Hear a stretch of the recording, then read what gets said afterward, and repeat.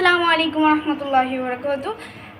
বাসায় এসে হঠাৎ নানু বাড়ি থেকে বাসায় এসে ভাবছি কি রান্না করব ভাবতে ভাবতে মনে পড়লো যে ছাদের উপরে তো আমাদের অনেক গাছ আছে, যেটা আপনাদের সাথে শেয়ার করেছিলাম। ওখান থেকে আমরা এইগুলো তুলে নিয়ে আসলাম। তো আজকের রান্না হবে এইগুলাই। তাই চলুন দেখানো যাক। তো গাইস, এই দেখুন আমাদের টমেটো গাছ, যেটা জন্য আজকে আমাদের টমেটো আর কেনা লাগছে না। এটা হচ্ছে আমাদের মরিচ গাছ। এটা বড় হয় অনেক বড় হয়। এই যে বড় হয়, এর থেকেও আরও বড় হয়। আর এটা হচ্ছে আমাদের বেগুন গাছ।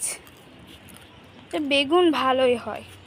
আর এইটা হচ্ছে, দেখতেই পাচ্ছে কত সুন্দর গাছ। চুপ, কত সুন্দর দেখা যাচ্ছে। ওখানে হচ্ছে আমাদের করলা গাছ। করলা মাশাআল্লাহ সুন্দরই হয়েছে। চলুন ও পাশে যেটা আছে সেটা আপনাদেরকে দেখ। এটাও হলো আমাদের আরেক ধরনের মরিচ গাছ, যেটা কালো কালারের তৈরি।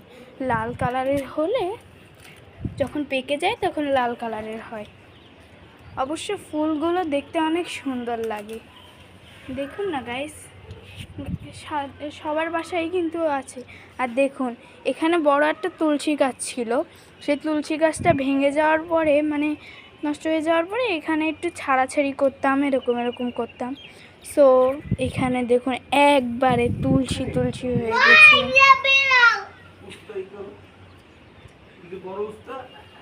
এই যে বেগুন, আমাদের একটি কিউট বিড়াল। দেখুন গাইস, কত সুন্দর মাশাআল্লাহ।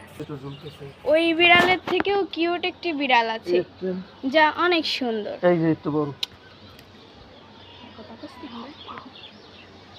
আরেকটা কিউট বিড়াল, যেটা ওই বিড়ালের থেকেও সুন্দর। আমার কাছে এটাকে ছোট বিড়ালই মনে হয়। যাই হোক, দেখুন মাশাআল্লাহ কত সুন্দর হয়েছে। উস্তেটাকে আপনাদের ভিতর থেকে আমি দেখাতে পাচ্ছি না। এই যে, আর এই যে বিশাল বড় উস্তে হচ্ছে মাশাআল্লাহ অনেক বড় বড়। এটা হচ্ছে প্রথমের দিক দিয়ে এরকমই হয়, তারপরে হালকা একটু মোটা হয়। এই যে প্রথমের দিক দিয়ে এরকম হয়। দুন্দুল হয়েছে, এই যে ফুল ধরেছে দুন্দুল, এই আগে ফুল ধরে। আচ্ছা ঠিক আছে গাইস, এখানেই আমরা ভিডিওটি স্টপ করছি। আল্লাহ হাফেজ।